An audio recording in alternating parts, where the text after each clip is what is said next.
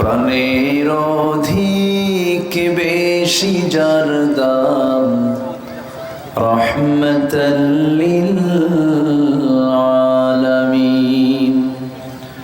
জানো কি তোমরা তাহার নাম রহমতাল লিল আলামিন। অসহায়ের বুকে যে জন গোপনে করে সওয়ার, দুরুদ পড়ে সুবহে ও শাম রহমতাল লিল আলামিন। গরিবের আহার দিতেন নিজে হয়ে রোজাদার, নিয়মর ভালোবাসার খাম রহমতাল লিল আলামিন। আল্লাহুম্মা। ধৈর্য যদি না অবলম্বন করি আমার আপনার জন্য বড় বিপদ হয়ে যাবে। এই পৃথিবীতে যত নবী রাসূল এসেছেন সব নবী রাসূলরা ধৈর্যের পিরামিড ছিলেন। সকল নবীরা ধৈর্যের পরিচয় দিয়েছেন। আদম আলাইহিস সালাতু ওয়াস সালাম দুনিয়াতে পড়েই আল্লাহর কাছে দোয়া চেয়ে তিনি ধৈর্যের সঙ্গে চেয়েছেন কি, রব্বানা যালামনা আনফুসানা ওয়া ইল্লাম তাগফির লানা ওয়া তারহামনা লানাকুনান্না মিনাল খাসিরিন। ইব্রাহিম আলাইহিস সালাতু ওয়াস সালাম বিশাল পরীক্ষায় পড়েছিলেন, ধৈর্যের পরিচয় দিয়েছেন। তিনি বলেছেন কি, রব্বানা তাকাব্বাল মিন্না ইন্নাকা আনতাস সামিউল আলিম। ইউনূস আলাইহিস সালাতু ওয়াস সালাম চরম বিপদের মধ্যে পড়ে বলেছেন, লা ইলাহা ইল্লা আনতা সুবহানাকা ইন্নী কুনতু মিনাজ জালিমিন। আমার নবীজি বলেছেন, যারা পারেন ঠোঁট মিলিয়ে বলুন, রব্বানা আতিনা ফিদ দুনিয়া হাসানাতাও ওয়া ফিল আখিরাতি হাসানাতাও ওয়া কিনা আযাবান নার। এজন্য ঈমান এনেছি, ঈমানটা টিকবে হলো ধৈর্যের উপরে। ঈমানটাকে ধরে রাখতে হবে, ঈমানের উপর অটল থাকতে হবে, ইস্তেকামাত থাকতে হবে। একজন সাহাবীর কথা মনে হয়ে গেল, কি পরিমাণ ধৈর্য তার মধ্যে ছিল। সেই সাহাবীর বাড়ি হলো মক্কা মদিনার ঠিক মাঝখান বরাবর। নাম তার আব্দুল্লাহ। নাম কি? আব্দুল্লাহ। বাড়ি হলো তার মক্কা মদিনার ঠিক মাঝখান বরাবর। নবীর দাওয়াত তার কানে চলে গেল। টকবকে যুবক কালিমার দাওয়াত পেলেন, কালিমা গ্রহণ করলেন। আপন চাচার কানে সংবাদ চলে গেছে, বাপ জন্মের পূর্বে দুনিয়া থেকে বিদায় নিয়েছে। চাচার কাছে মানুষ হয়েছে আব্দুল্লাহ। চাচার কানে যখন সংবাদ চলে গেছে, চাচা বলতেছে, ভাতিজা শুনলাম কালিমা নাকি পড়েছো। এবার ভাতিজা বলছে, আব্দুল্লাহ বলছেন, চাচা আপনি শুনবেন কেন? আপনি দেখেন না, আশহাদু আল্লা ইলাহা ইল্লাল্লাহ। চাচা খেপে গিয়ে রেগে গিয়ে থাপ্পড় মেরে জমিনে ফেলে দিয়ে বলছে, আব্দুল্লাহ তুমি এত বড় আমার বাপ দাদার ধর্মের সঙ্গে এমন প্রতারণা করবে? তুমি কি জানো আমার সমস্ত কওমের লোকজনকে ডেকে নিয়ে আমি তোমার সমস্ত সম্পদগুলো আমি ছিনায় নেব, জোর করে নিয়ে নেব, আমি তোমাকে ফকির বানায় ছাড়াবো। আব্দুল্লাহ বলছেন, চাচা আপনি আমাকে সম্পত্তি দখলের হুমকি দেখাচ্ছেন। আপনি যদি আমাকে এই মুহূর্তে গোটা দুনিয়ার সমস্ত সম্পদ আমার হাতে তুলে দেন, গোটা দুনিয়ার সমস্ত সম্পদ হাতে তুলে দেওয়ার পরে আমাকে যদি বলেন ঈমানটা ছাড়তে হবে, আমি বলবো সম্পদ নিয়ে নেন, আমি আমার ঈমান ছাড়বো না। জোরে কোন সুবহানাল্লাহ। আমার ভাইরা একটু কান লাগান, একটু কান লাগান, মনোযোগ দিয়ে শোনেন। আব্দুল্লাহ এই কথা বলার সঙ্গে সঙ্গে থাপ্পড় মেরে জমিনে ফেলে দিল। জমিনে ফেলে দেওয়ার পর আব্দুল্লাহ পরনের জামাটা টেনে ছিল, লুঙ্গি ছিল, খুলে ফেলে দিয়া তাকে উলঙ্গ করে ঘর থেকে ধাক্কা মেরে বের করে দিল। যা, আমার সঙ্গে তোর কোনো সম্পর্ক নাই, সব সম্পদ নিয়ে নিলাম। উলঙ্গ দেহ নিয়া মার দরজার কাছে গিয়ে বলছে, মা দরজা খোলো। দিন গ্রহণ করেছে আমার চাচা, আমার পরনের লুঙ্গিটা পর্যন্ত খুলে নিয়েছে। এই কথা বলেই বলছে, মা আমার দিকে তাকাইও না, দেখো তো ঘরের মধ্যে কোনো কাপড় চোপড় আছে নাকি, এক খণ্ড চাদর পাওয়া গেল, সেই চাদরটা দিয়ে কোনো মতো তিনি সতরটা ঢাকলেন, ডেকে বলছেন, মা আমি তোমাকে ভালোবাসি, কিন্তু আমার নবীর চাইতে বেশি ভালোবাসি না। আমার প্রাণের চেয়ে প্রিয় আমার ভালোবাসার মানুষ মদিনায় বসে আছেন, আমি মদিনার দিকে রওনা দিলাম, কোনো দরবার আমার প্রয়োজন নাই, রওনা দিলাম, মা আমার জন্য দোয়া করো। শীতের দিন, প্রচন্ড ঠান্ডার সময় তিনি নগ্ন দেহ, কোনো মতো একটা কাপড় কোনো মতো সতর থেকে তিনি রওনা দিয়েছেন। নবীর কাছে তিনি চলে গেছেন ফজরের সময়, দরজায় গিয়ে নক করছেন, দরজা খুলে গেল। রাসূল তাকে দেখতে পেলেন, থরথর করে কাঁপতেছে ঠান্ডায়। ভিতরে ঢুকলেন, সুন্দর দুটো জুব্বা হাতের মধ্যে করে নিয়ে বাইরে এসে বলছে, আব্দুল্লাহ জুব্বাটা পড়ো, নচেত অসুস্থ হয়ে পড়বে। জুব্বাটা পড়ে দেওয়ার পর রাসূল বলছেন, কি হয়েছে বলো। সব খুলে মিলে শুনলেন। রাসূল বলছেন, তোমার চাচা তোমাকে বস্ত্রহীন করে ঘর থেকে বের করে দিয়েছে, আমি রাসূল তোমাকে আমার সবচেয়ে সুন্দর দুটো জুব্বা আমি তোমাকে হাদিয়া স্বরূপ দিয়ে দিলাম। কোনো টেনশন করো না আব্দুল্লাহ, কি চাও তুমি বলো। আব্দুল্লাহ বলছেন, ইয়া রাসূলুল্লাহি, আমি জাগতিক জীবনের কোনো কিছুই চাই না, আমি আপনার কাছে চাই হলো আপনি আমার জন্য দোয়া করবেন, আমি যেন শহীদ হয়ে দুনিয়া থেকে বিদায় নিতে পারি। এই কথাটা শোনার সঙ্গে সঙ্গে আব্দুল্লাহ আমার নবীজির কথা শুনে, আমার নবীজি তার কথা শুনেই বলছে, আব্দুল্লাহ তুমি চিন্তা করো না, আমি দোয়া করছি আল্লাহ পাক যেন তোমার জান মাল যেন কাফেরদের জন্য আল্লাহ হারাম করে দেন। মনটা আরো খারাপ হয়ে গেল। তিনি বলছেন, ইয়া রাসূলুল্লাহি, আমি দোয়া চাইলাম কি, আপনি দোয়া করলেনটা কি, আমি শহীদ হতে চাই, আর আপনি আমাকে কাফের বেঈমানদের জন্য, আমার রক্ত হারামের জন্য দোয়া করছেন, আমি কেমন করে শহীদ হব। রাসূল বলছেন, আব্দুল্লাহ চিন্তা করো কেন, তোমার মৃত্যু যদি বিছানা হয়ে থাকে, আল্লাহ রাব্বুল আলামিনের শাহাদাতের তামান্না যদি হৃদয়ে লালন হয়, শহীদের দরজা আল্লাহ পাক তোমাকে দান করে দিবেন। সুবহানাল্লাহ। এই কথা বলার পরে রাসূল আসহাবে সুফায় পাঠায়া দিলেন, আব্দুল্লাহ কোরআন নাও, তেলাওয়াত করো। বেশ কিছু সময় চলে গেল, যুদ্ধের ডাক চলে এসেছে, রাসূল মদিনা থেকে বের হয়েছেন। এমন সময় বলছেন, আব্দুল্লাহ কোথায়? হুজুরে যে আমি আব্দুল্লাহ, চলো যুদ্ধে যাই। যুদ্ধে নিয়ে গেলেন, যুদ্ধ শেষ হয়ে গেল। মদিনায় ফেরার পথে আমার রাসূল বলছেন, সাহাবীরা চলো মদিনার দিকে ফিরে যাই। হঠাৎ করে নবীর কানে সংবাদ গেল, হুজুর আপনার কলিজার টুকরা আব্দুল্লাহ আসে আর পৃথিবীতে বেঁচে নাই, মারা গেছে। আমার নবীজি বলছেন, সাহাবীরা আমার আব্দুল্লাহর জানাজার আয়োজন করো। আমার আব্দুল্লাহ আমার খুব কাছের সাহাবী ছিল, তার জানাজা পড়ানোর জন্য আমি কাউকে দায়িত্ব দেব না, আমি রাসূল নিজেই তার জানাজা পড়াইয়া দেব। জানাজার সময় হয়ে গেল, রাসূল জানাজা পড়াইয়া দিলেন। জানাজা সম্পন্ন হওয়ার পরে আমার নবীজি বলছেন, সাহাবীরা রে, আমার আব্দুল্লাহর কবরটা কোথায় খনন করেছো? হুজুর ওই যে দুই পাহাড়ের ঠিক মাঝখান বরাবর, আমাকে নিয়ে চলো। আমার নবীজি সেই জায়গায় চলে গেলেন। চলে যাওয়ার পরে কবরের সামনে দাঁড়ালেন। এবার বলছেন, সাহাবীরা রে, আমার কলিজার টুকরা আব্দুল্লাহর লাশ আমি কবরে কাউকে নামাতে দেব না, আমি রাসূল নিজে কবরে নেমে তার লাশটা আমি কবরে নামায়া দিতে চাই। এই কথা বলে রাসূল নিজে কবরে নামলেন। এবার বলছেন, আবু বকর ডানে নামো, ওমর আমার বামে নামো।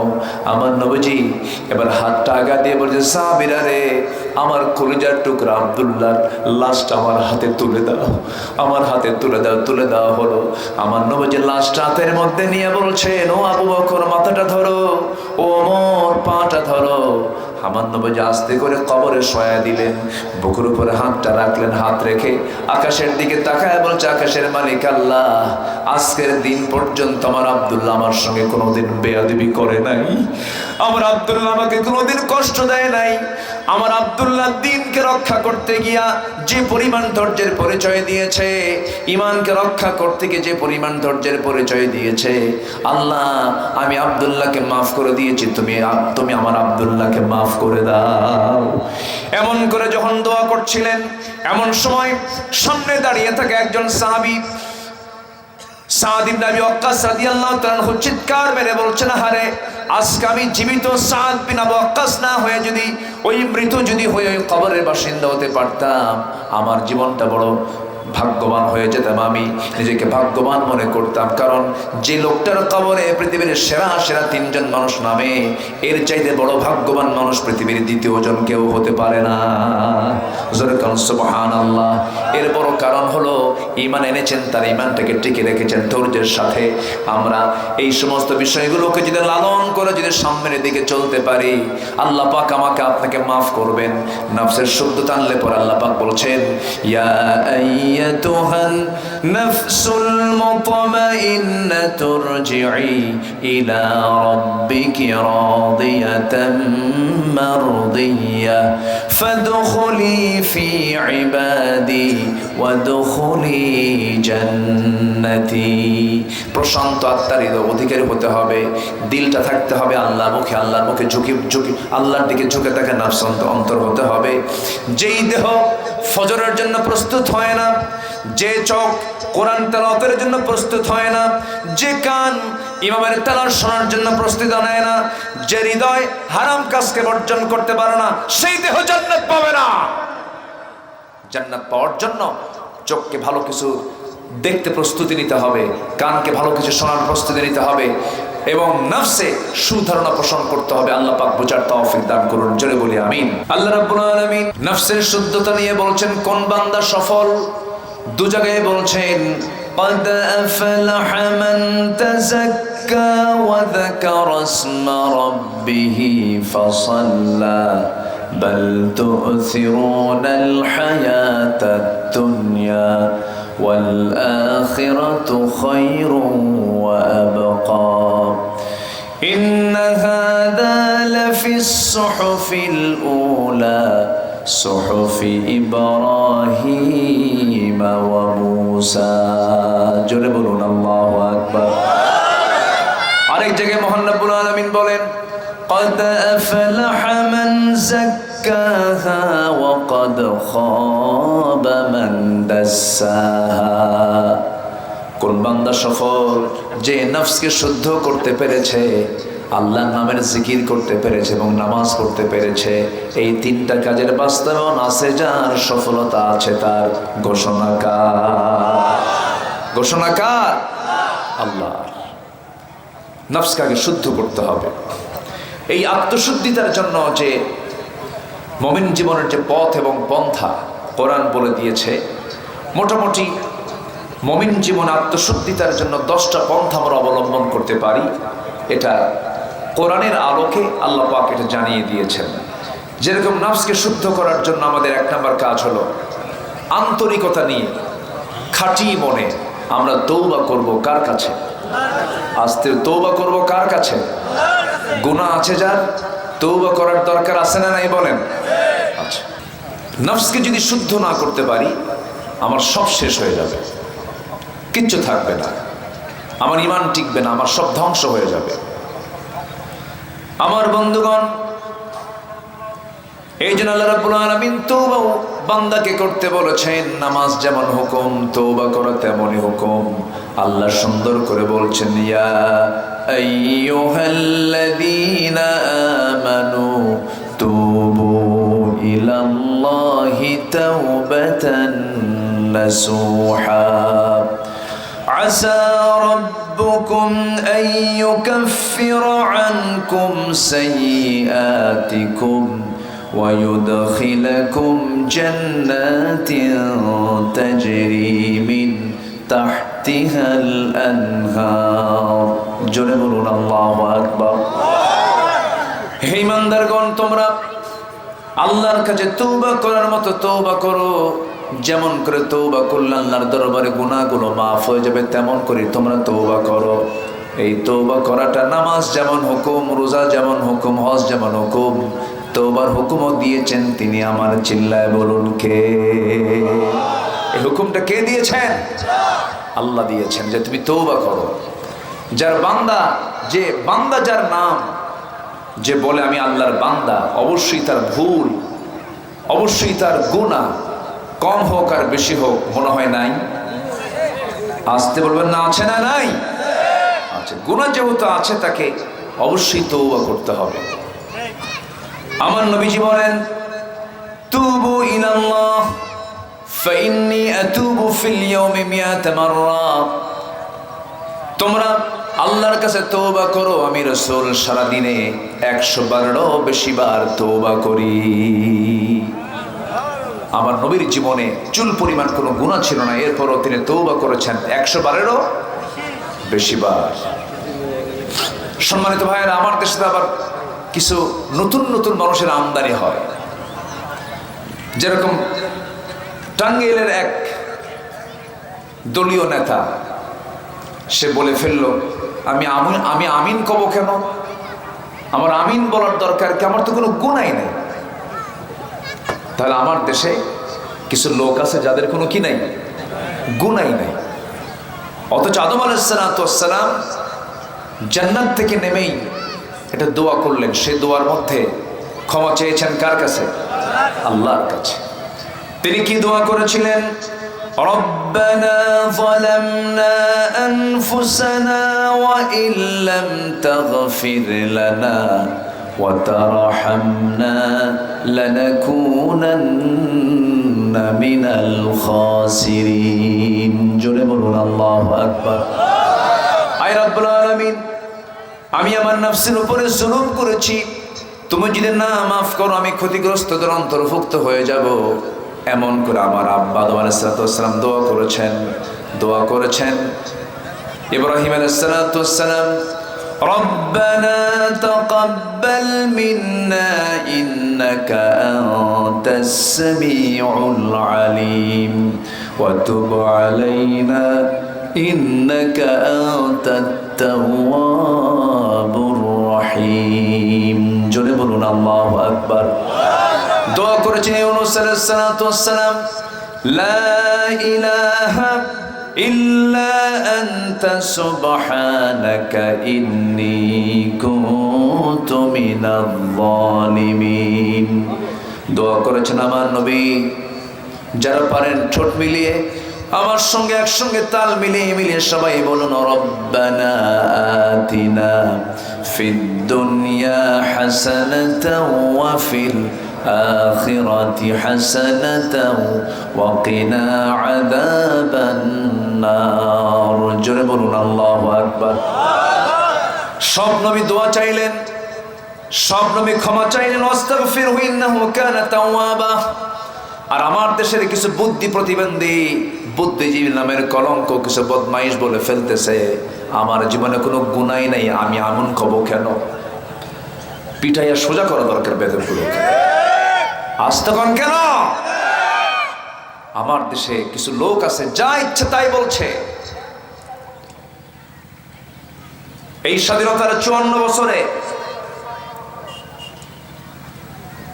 এই পর্যন্ত একটা আইন পাশ হলো না যে আল্লাহ, রাসূল, ইসলাম, কোরআন এই জাতীয় বিষয়ে যারা বাজে কথা বলবে তাদের পৃথিবীতে বাঁচার কোনো অধিকার থাকতে পারে না। এই 54 বছরে যে আইন পাশ হয়নি, আমরা আগামীর পার্লামেন্টে দেখতে চাই আল্লাহ, রাসূলকে, আল্লাহর কিতাব কোরআন হাদিসকে যারা গালমন্দ করবে, কোনো কথা নেই, মঞ্চে তাদের ঝুলিয়ে মারার ব্যবস্থা করতে হবে। রাজি আছেন কারা কারা? হাত উঁচু করে দেখান মুসলমান।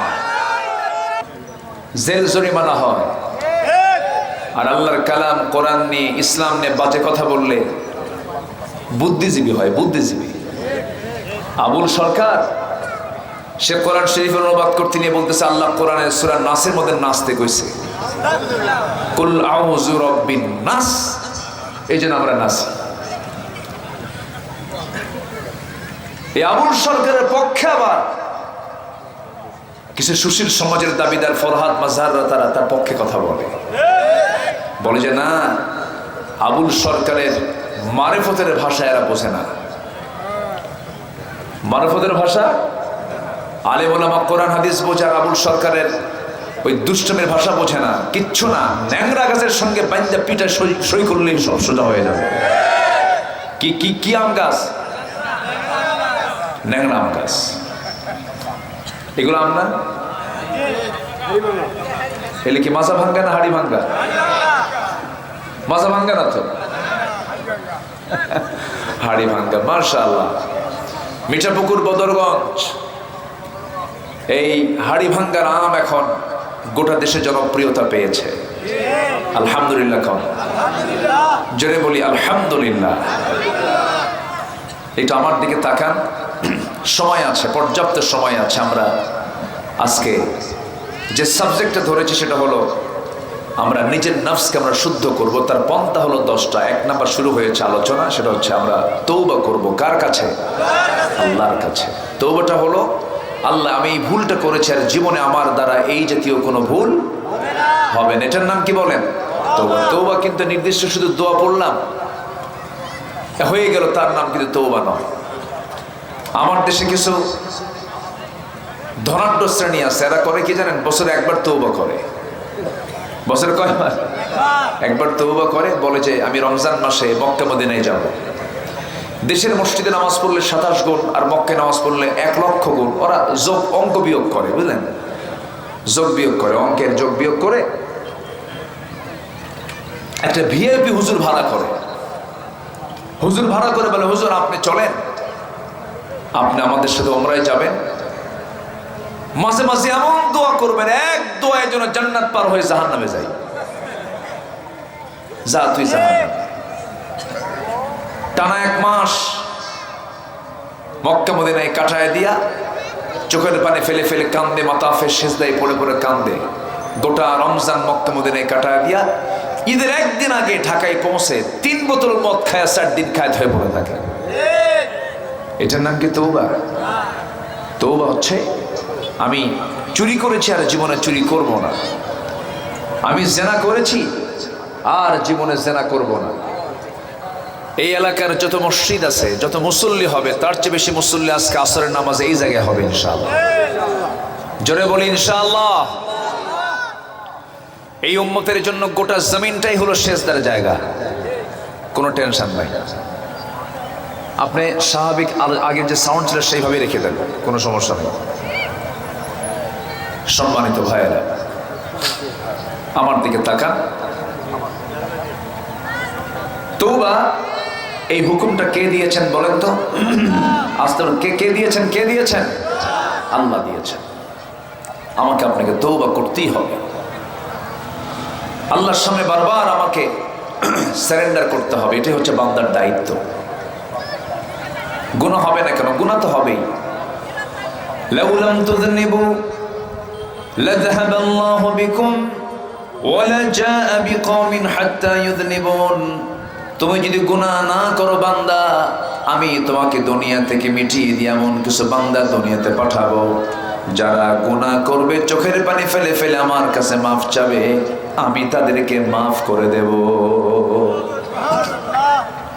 আমি তাদেরকে ক্ষমা করে দেব। এর মানে হলো এটা নয় যে আপনি গুনাহ করবেন না। আমার বন্ধুগণ, গুনাহ তো হতেই পারে বান্দার জীবনে, কিন্তু যে বান্দার চোখের পানি আল্লাহর ভয়ে বের হবে, আল্লাহ বলছেন যে বান্দা আমার ভয়ে চোখের পানি ফেলতে পারবে, ওই 1 ফোঁটা চোখের পানি 7টা জাহান্নামকে নিভায় দিয়া আমি আল্লাহ তাকে জান্নাত দিয়ে দিব। জোরে বলুন সুবহানাল্লাহ।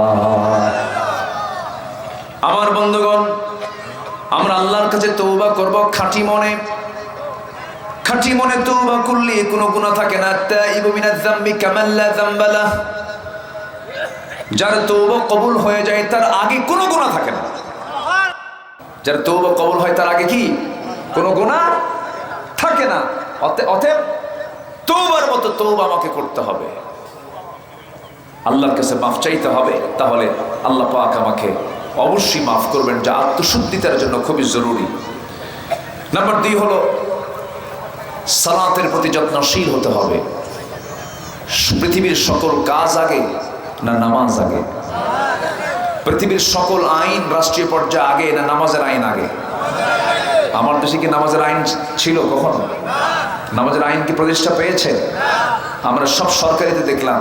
আমরা আগামী সরকারকে আমরা নামাজের সরকার দেখতে চাই। আবার ভাববেন না যে হুজুর রাজনীতি শুরু করলো। যদি ভাবেন যেটা রাজনীতি, হ্যাঁ এটাই রাজনীতি। আমাদেরকে 16 বছর কথা বলতে দেয়নি, ডানে বামে কিরামুন কাতিবিন বসে রাখছে, কথা বলতে দেয়নি।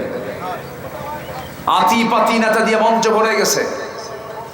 মোষগুলো 2.5 ইঞ্চি মোটা হাইব্রিড জাতের, ঠোঁট হলো কালো কুসকুসা, গাঁজা খায় শীত হয়ে পড়ে থাকে। ওই নেতাগুলো আমাদেরকে ইন্টারফেয়ার করতো, আমাদেরকে বলতো হুজুর সব বিষয়ে ওয়াজ করা যাবে না, আকাশ নিয়ে কবেন আর জমিন নিয়ে কবে, আকাশ নিয়ে কবেন আর কবর নিয়ে কবেন, দুনিয়া আমরা দেখে নেব। দেখছেন, দুনিয়ার দায়িত্ব ওদের, আর আমাদের দায়িত্ব হলো আকাশ নিয়ে আর কবর নিয়ে।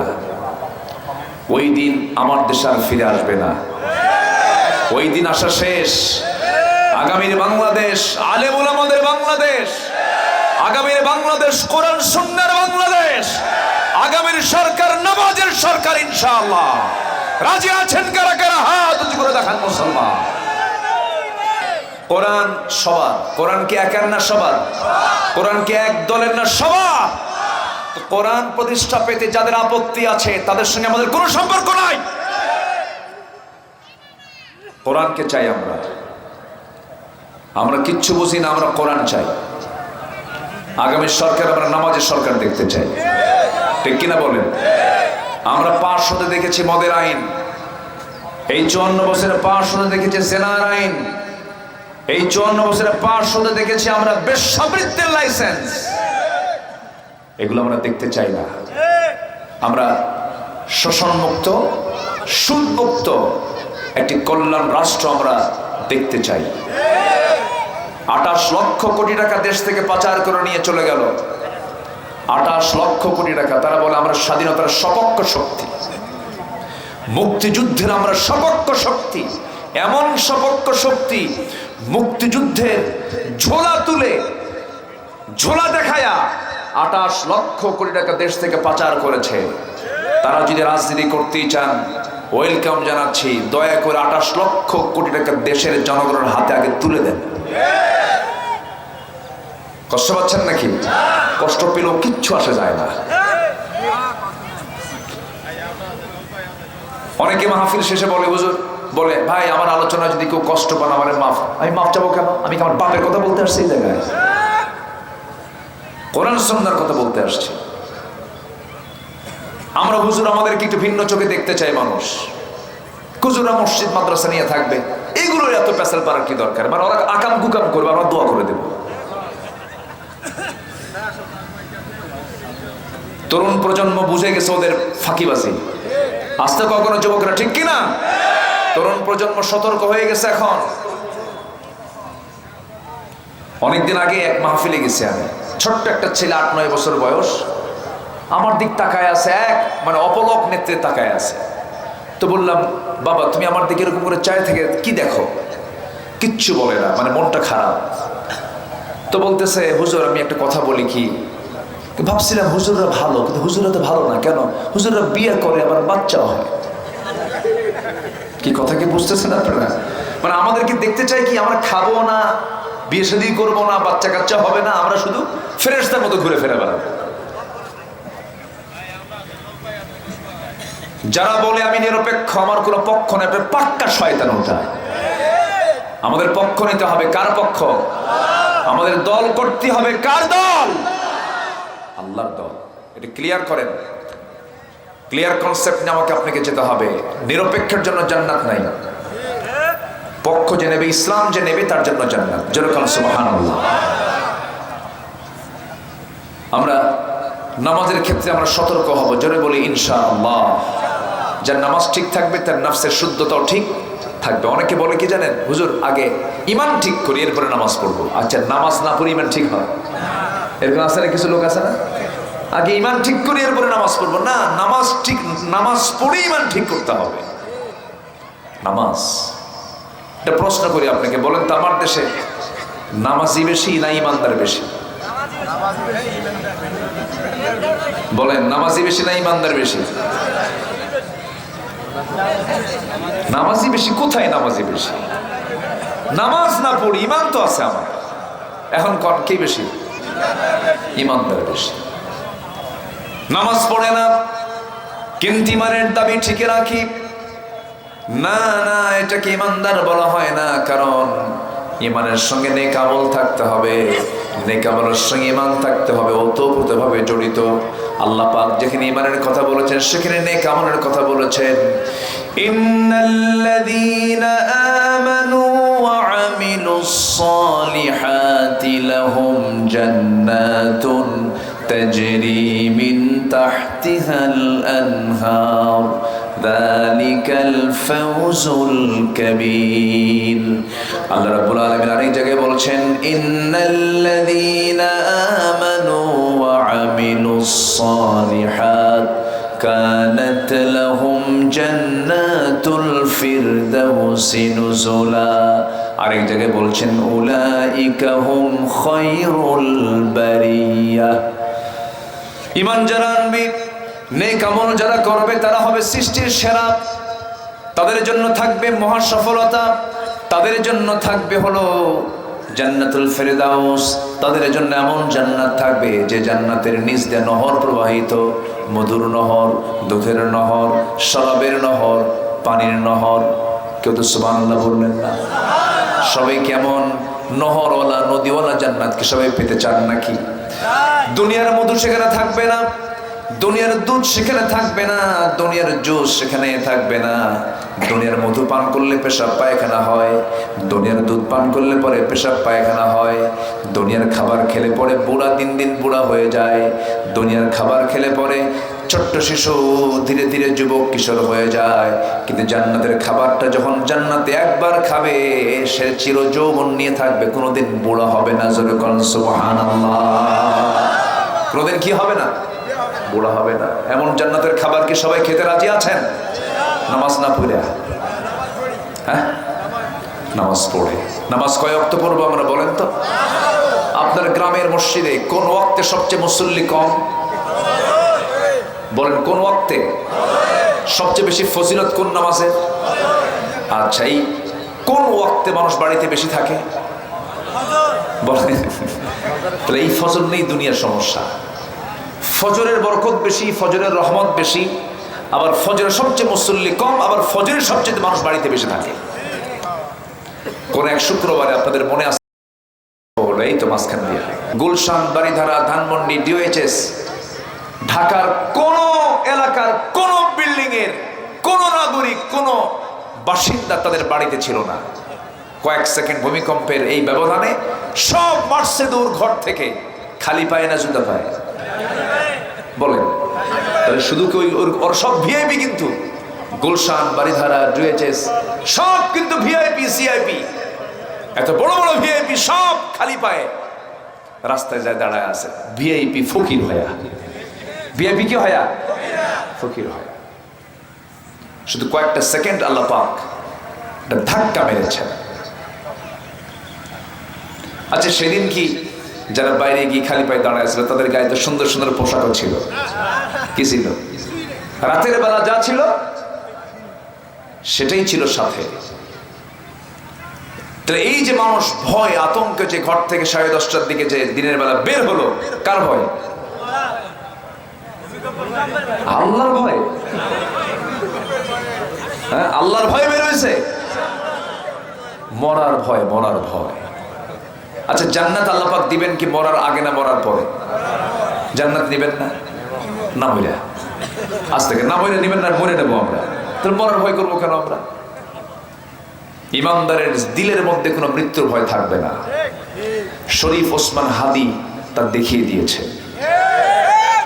শরীফ ওসমান হাদি সে বলেছিল মৃত্যু আরো বেশ কিছুদিন আগে বলেছিল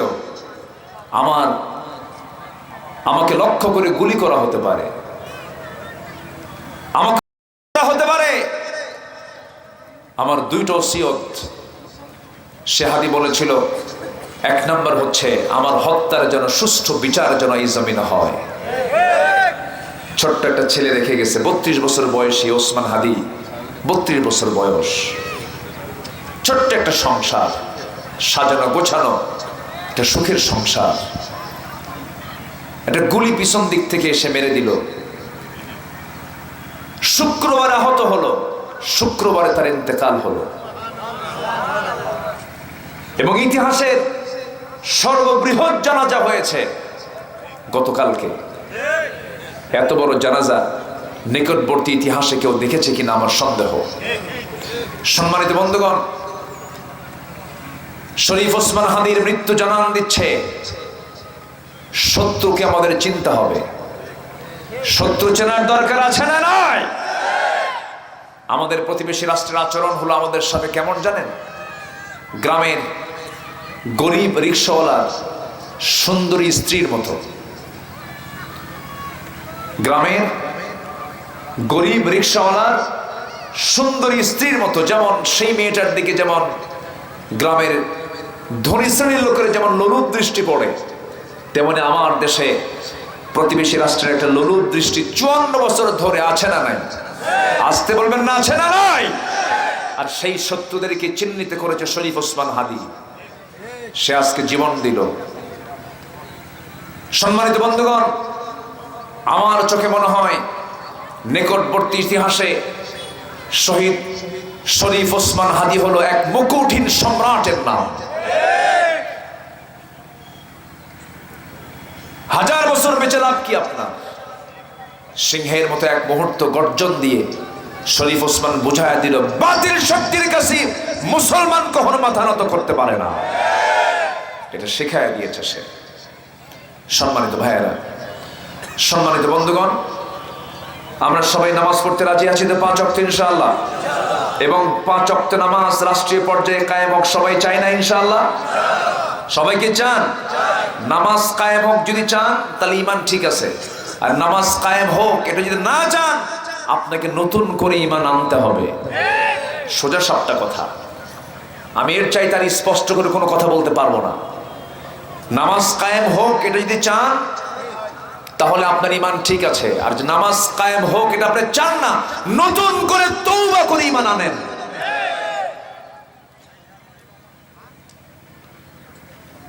সম্মানিত ভাইয়েরা, নাম্বার 3, নফসকে শুদ্ধ করার জন্য মাঝে মাঝে একটু রোজা রাখা দরকার। কি রাখা দরকার বলেন? রোজা। আজকের এই অনলাইনের যুগে যুবকরা, তোমার সামনে তোমার স্মার্টফোন তোমাকে একদম ধ্বংসের চূড়ান্ত পর্যায়ে নিয়ে যেতে পারে। স্মার্টফোনের মিসইউজ, অপব্যবহার তোমার জীবনকে নাশ করে দিতে পারে। ঘন্টার পরে ঘন্টা তোমার সময় অপচয় হয়ে যাচ্ছে। তোমার এই 2 চোখ দিয়ে তোমার কত কাজ, সব কাজ ফেলে তোমার 2 চোখ হয়ে গেছে স্মার্টফোনের মুরিদ। সর্বক্ষণ তুমি শুধু এই ফোনের দিকে চেয়ে থাকো, তোমার কত কাজ পড়ে আছে। এই নোংরামি, প্রযুক্তির এই দুনিয়ার মিসইউজ তোমার ঈমানকে ছিনতাই করে নিয়ে চলে যাবে। তোমাকে সতর্ক থাকতে হবে।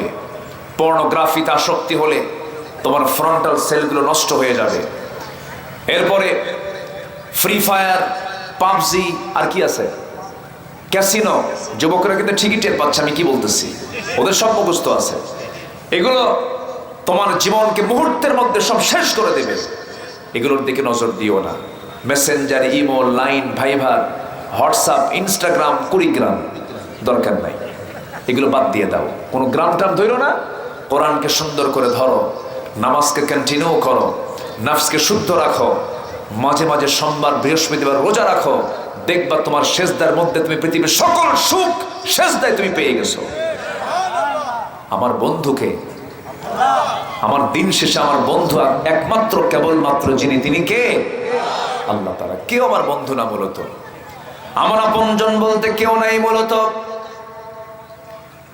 ওই ভূমিকম্পের দিন আমি লক্ষ্য করে দেখেছি ছোট্ট ছোট্ট বাচ্চাগুলো থুইয়া মারছে দৌড়, কয়েক সেকেন্ডের ব্যবধান। কেউ কাউকে চেনে না। আমার বন্ধুরা এমন একটা দিন সবার সামনে চলে আসবে, কেউ কাউকে চিনবে না। আল্লাহ নিজে বলছেন, ইয়াউমা ইয়াফিরুল মারউ মিন আখিহি ওয়া উম্মিহি ওয়া আবিহি ওয়া সাহিবাতিহি ওয়া বানিহি। সেদিন ভাই ভাই থেকে পালাবে, বোন বোন থেকে পালাবে, সন্তান বাবা থেকে পালাবে, মা তার সন্তান থেকে পালাবে। সেদিন কেউ কাউকে চিনবে না। একমাত্র যিনি আমার সব সময় বন্ধু থেকে যাবেন তিনি আমার, চিল্লায় বলুন কে? আল্লাহর সঙ্গে সম্পর্ক বৃদ্ধির যত মাধ্যম আছে এর মধ্যে 1 নম্বর হলো তওবা করব। নাম্বার 2 হলো সালাতের প্রতি আমরা যত্নশীল হব, নফসকে শুদ্ধ করার জন্য এগুলো প্রয়োজন। নাম্বার 4 হলো সর্বক্ষণ জিকির করতে হলে জিকির করব কার? আল্লাহ বলছেন, তুই আমার জিকির থেকে দূরে থাকবি, তুই আমার কালাম থেকে, কোরআন থেকে দূরে থাকবি, আমি তোর জন্য কি করব দেখ। ওয়ামান আ'রাদা আন যিকরি ফাইন্না লাহু মাঈশাতান দানকা ওয়া নাহশুরুহু ইয়াওমাল কিয়ামাতি আ'মা قال رب لم حشرتني أعمى وقد كنت بصيرا قال كذلك أتتك آياتنا فنسيتها وكذلك اليوم تنسى জোরে বলুন আল্লাহু আকবার। আমার জিকির থেকে আমার কোরআন থেকে যে বান্দা নিজেকে গুটিয়ে নেবে, দূরে সরায় নেবে, আমি তার জন্য দুনিয়ার জীবনকে সংকীর্ণ করে দেব। কোরআন থেকে যারা দূরে থাকবে তাদের জীবনকে সংকীর্ণ করে ছোট্ট করে দিবেন তিনি আমার কে? আল্লাহ তাআলা। টাকা অর্থ সম্পদ থাকলেই যে সব কিছু হয় তা তো বড় কিছু নয়। টাকা পয়সা দিয়ে সব কিছু অর্জন হয় না, তার বড় প্রমাণ হলো সালমান এফ রহমান। কি ঠিক কিনা বলে? নাম শোনেন না সালমান এফ রহমানের? হয়তো অনেকে বলবেন হুজুর মাহফিলের মধ্যে আবার এগুলো নেতাদের নাম নিয়ে আসার দরকার কি? আমারও প্রশ্ন, কোরআন শরীফের মধ্যে আবুল আহাবের নাম নিয়ে আসার দরকার কি? কি কোরআন শরীফের মধ্যে আবুল আহাবের নাম আছে না? তাব্বাত ইয়াদা আবি লাহাবিউ ওয়া তাব। যারা বলে যে মাহফিলের ভিতরে সালমান এফ রহমান, হাসিনা, খালেদা এদের নাম নিয়ে আসার দরকার কি? তাহলে কোরআন শরীফের মধ্যে ফেরাউনের নাম, হামানের নাম, নমরুদের নাম, আবুল আহাবের নাম নিয়ে আসার দরকার কি? কি কথা ক্লিয়ার? কথা ক্লিয়ার?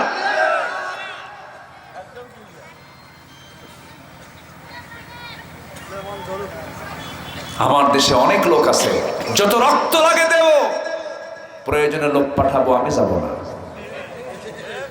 জীবন দেওয়া তো সস্তা না। শরীফ ওসমান হাদির নাম আমি এমনি সম্মানের সাথে নিচ্ছি না। বুক পেতে দিয়েছে, শত্রুর কাছে মাথা নত করে নাই।